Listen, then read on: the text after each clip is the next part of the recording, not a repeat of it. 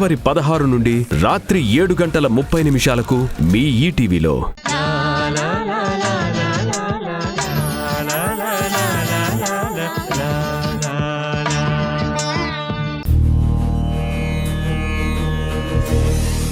నా ప్రాణం కన్నా ఎక్కువైన నువ్వే నన్ను అనుమానించినప్పుడు ఇంకా నా జీవితంలో నువ్వు ఉండవు.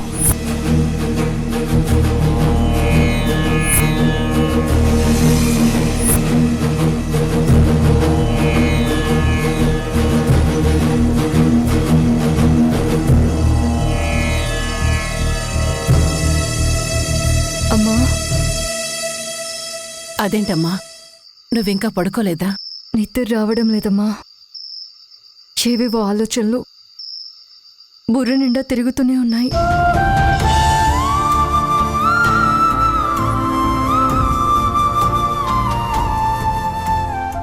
దక్ష, నువ్విప్పుడు నిండు గర్భిణివి. మనసులో ఎలాంటి ఆందోళన ఉండకూడదు. నువ్వెంత ప్రశాంతంగా ఉంటే నీకు పుట్టబోయే బిడ్డ అంత ఆనందంగా ఈ లోకాన్ని చూస్తుంది. నిజమేనమ్మా, నా కడుపులో పెరుగుతున్న రూపం ఎప్పుడెప్పుడు నా కళ్ళ ముందుకు వస్తుందో అని అనుక్షణం ఎదురు చూస్తున్నాను. అదేనమ్మా మమకారం అంటే. పేగుబంధానికి మించింది ఈ ప్రపంచంలో ఇంకేవీ లేదు. ఎన్ని కష్టాలెదురైనా తల్లి నుంచి బిడ్డని దూరం చెయ్యలేరు. బిడ్డని దూరం చేసుకున్న తల్లి బతకలేదు. నిజమేనమ్మా, కానీ అలా తల్లి పిల్లల్ని కూడా దూరం చేసేది మృత్యు ఒకటి ఉంటుంది కదమ్మా. దక్ష,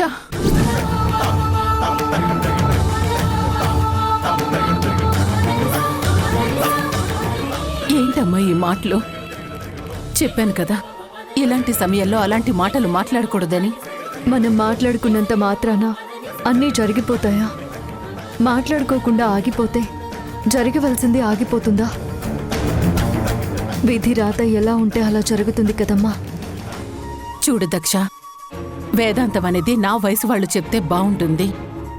నీ వయసులో ఉన్నవాళ్ళు, మరీ ముఖ్యంగా గర్భవతులు, ఇలాంటివేవి మాట్లాడకూడదు.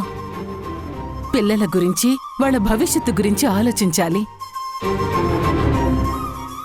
నేను కూడా అదే ఆలోచిస్తున్నాను.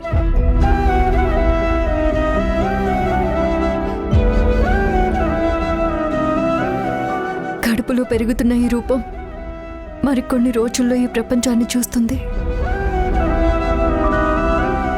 నా బిడ్డకు నేను అన్నీ అందించగలను.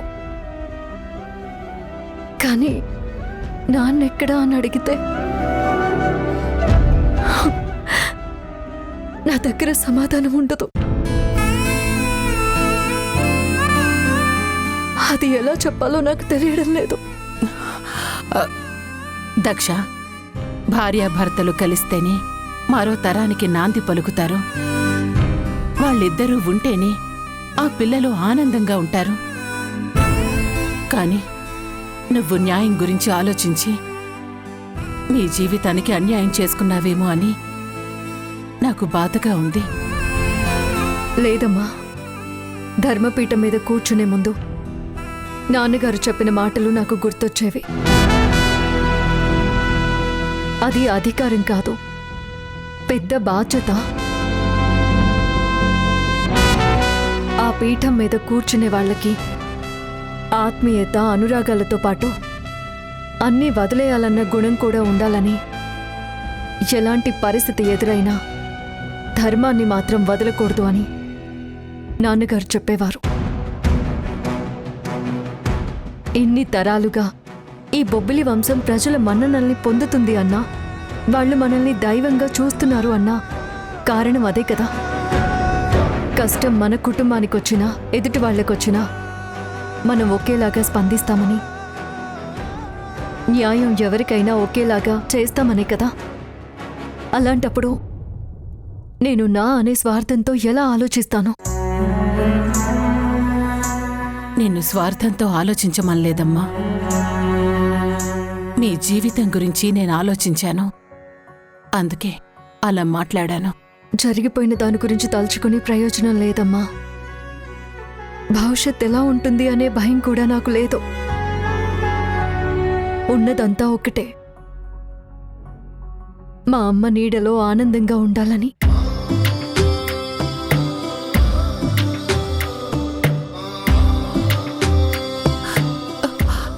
దక్ష, రా, ఇలా వచ్చి కూర్చో.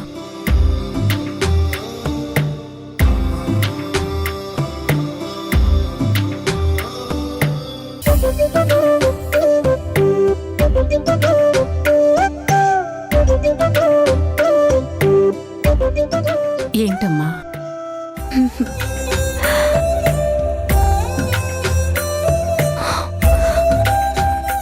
అమ్మా, ఎందుకో నీ ఒడిలో పడుకోవాలనిపిస్తుంది. పడుకోవచ్చా?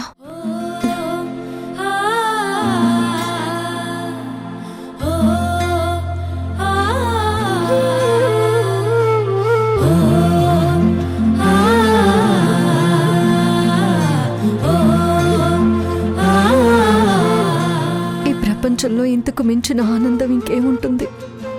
అమ్మ ఒడిలో తల పెట్టుకొని ఇలా హాయిగా కన్ను మూసినా కూడా అది ఆనందమే కదా. దక్ష, పదే పదే నీ నోట ఎలాంటి మాటలు రావటాన్ని నేను తట్టుకోలేనమ్మా. మీ కళ్ళ ముందు నేను కన్ను మూయాలి, మీరంతా ఆనందంగా ఉన్నారు అన్న సంతోషంలో నేను పోవాలి. అంతేకాని నీ నోటి వెంట ఎలాంటి మాటలు విని నేను తట్టుకోలేనమ్మా. ఇంకెప్పుడు ఇలా మాట్లాడుకో. నేను కావాలని అనడం లేదమ్మా, కానీ ఎందుకో అలా అనుకోకుండా వస్తున్నాయి అంతే. చూడు దక్ష, మనసు ఆందోళనగా ఉన్నప్పుడు మాట కూడా భయం వేసేలాగే ఉంటుంది. రేపు దీక్షితులు గారు పూలజంగడి ఉత్సవం చేస్తున్నారు. దానికి రమ్మని ఆయన పిలిచారు. ఎటూ గుడికి వెళ్తున్నాను కాబట్టి నీ పురుడు కూడా సునాయాసంగా జరగాలని ఆ రాముల వారికి పూజ జరిపిస్తాను. ఇక ఎలాంటి ఆందోళన ఉండదు. ఆ దైవం నిన్ను రక్షిస్తుంది, నీ బిడ్డను కాపాడుతుంది. నువ్వు ప్రశాంతంగా పడుకో.